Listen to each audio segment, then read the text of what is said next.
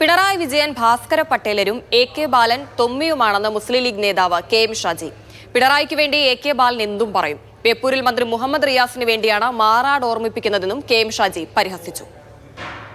പിണറായി വിജയൻ എന്ന് പറയുന്ന ഭാസ്കര പട്ടേലരുടെ കീഴിൽ നിൽക്കുന്ന തൊമ്മിയുടെ പേരാണ് എ.കെ. ബാലൻ എന്ന് പറയുന്നത്.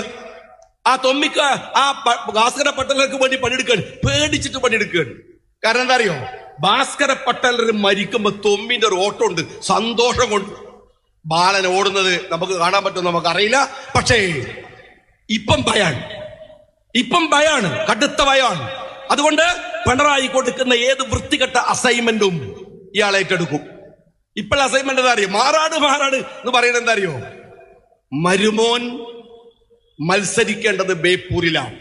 മരുമോന്റെ വോട്ടെണ്ണി നോക്കുമ്പോൾ മരുമോന്റെ നില പഞ്ചായത്ത് തെരഞ്ഞെടുപ്പ് പരിശോധിച്ചാൽ കുറച്ച് പരുങ്ങല്ലുമാണ്. മരുമോനെ രക്ഷിച്ചെടുക്കാൻ മാറാടെന്ന ആ പഴയ വേദനിക്കുന്ന ഓർമ്മ മലയാളിയുടെ ഹൃദയത്തിലേക്ക് പിന്നെയും കൊണ്ടുവരാൻ ബാലൻ ഏറ്റെടുത്ത അസൈൻമെന്റ് ആണിത്.